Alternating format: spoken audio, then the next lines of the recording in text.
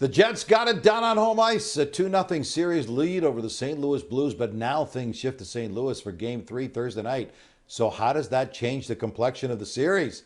To speak to that, here's Cheryl Pounder. Cheryl, Mark Scheifele, Kyle Connor have been dominant through the first two games at home. Scheifele 5 points, Connor 4 points, including both game winners. But now the Blues get last change on home ice. How much more pressure does this put on Scheifele, Connor, and Scott Arniel to keep this going?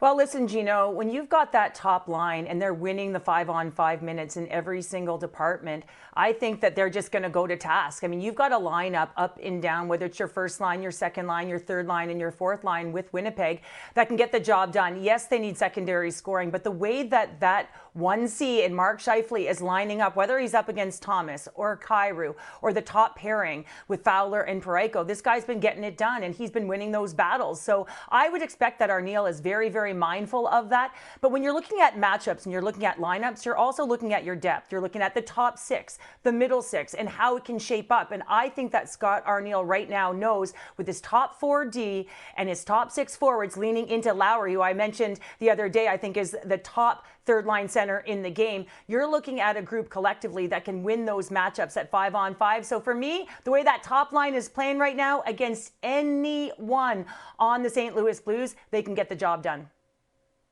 All right, so because of depth, line matching on the road shouldn't be a problem. All right, let's shift to road versus home in net. Connor Hellebuyck splits.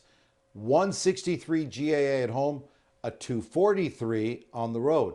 Spectacular 938 save percentage at home, just 911 on the road. Is that more a reflection of his game or the team's inability to bring their home game onto the road?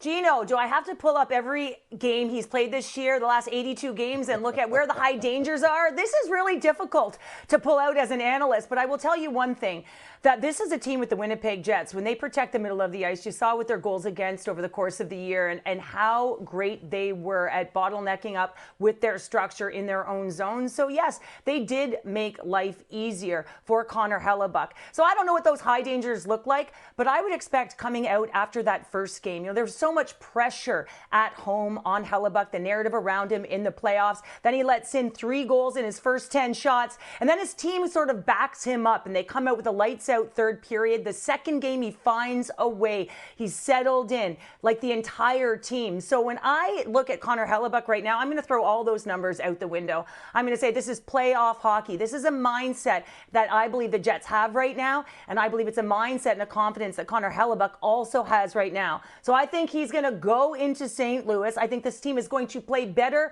more structured, lighter in front of them because they have that 2-0 lead, and I think that you're going to see a strong performance by him. I don't think it's going to matter. Okay, that's talking about on the ice stuff. What about the building itself? The Jets have one of the loudest barns in the league. The whiteouts have been nuts, but they won't have that on the road.